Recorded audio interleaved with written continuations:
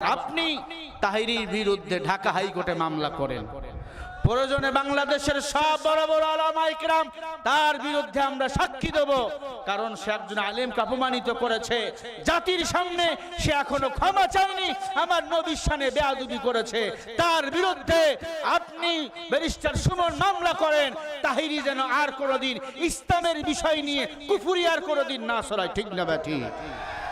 সে কুফুরি করে, বারবার কুফুরি, আল্লাহর ধন নবীরে দিয়া আল্লাহ গেছে গায়েব হইয়া, নবীর ধন খাজায় পাইয়া নবী গেছে বৈশা আছে খাজা আজমিরে, কেউ ফিরে না খালি হাতে খাজা বাবার দরবার থেকে।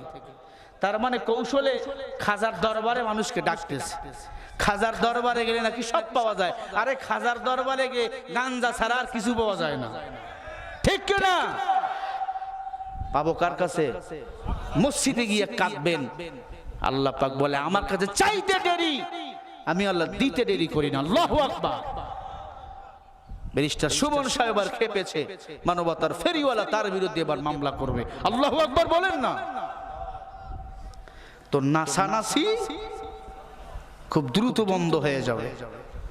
টিকলিওয়ালা বক্তা, টিকলি মহিলার মতো চুল লাইকা কি লাফালাফি, বহুত ভাজা মাছ খাইছো মেও মেও কইরা, আর বিড়ালকে মাছ খাইতে দেওয়া হবে না, ঠিক কিনা?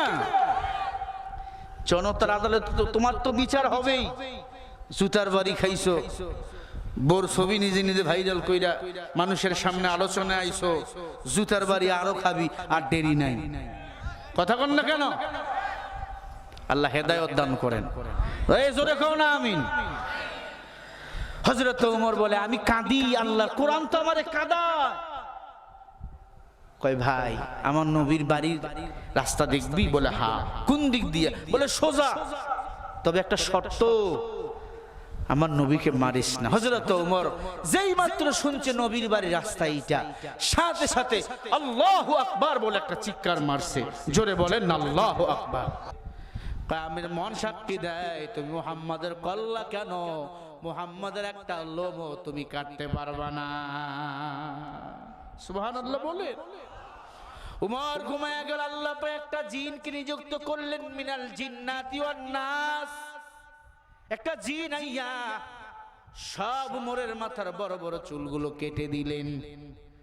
আমার নবীর দরবার পাক, উমর তো না পাক, এই উস্কো খুস্কো চুল নিয়া উমর আমার নবীর দরবারে যাক, আমার আল্লাহ এটা চায় না। উমরের চুলগুলো কেটে দিলেন, উমর ঘুমায়। সকালবেলা চুলগুলো একটু ঝাড়া মারবে, এমন সময় দেখে সব চুলগুলো চতুর্দিকে গিয়ে পড়ে গেল। উমর কয় ম্যাডাম এই আকামটা কে করলো বলো? এবার স্ত্রী বলে ফাফিরু ইলাল্লাহ, ও স্বামী তোমার আমার দুইজনের কসম। ফাফিরু শব্দ অর্থ আল্লাহ, জোরায় জোরায় বুঝাইছি, আরবের মানুষ তো আরবি বুঝে। ফাফিরু ইলাল্লাহ, তোমার আমার দুইজনের কসম, তোমার বড় ছেলের কসম। ও স্বামী তোমার মাথার চুল কেন তোমার গায়ের কাছেও আমি যাইনি, কারণ আমি জানি তোমার মেজাজ বড় বড়।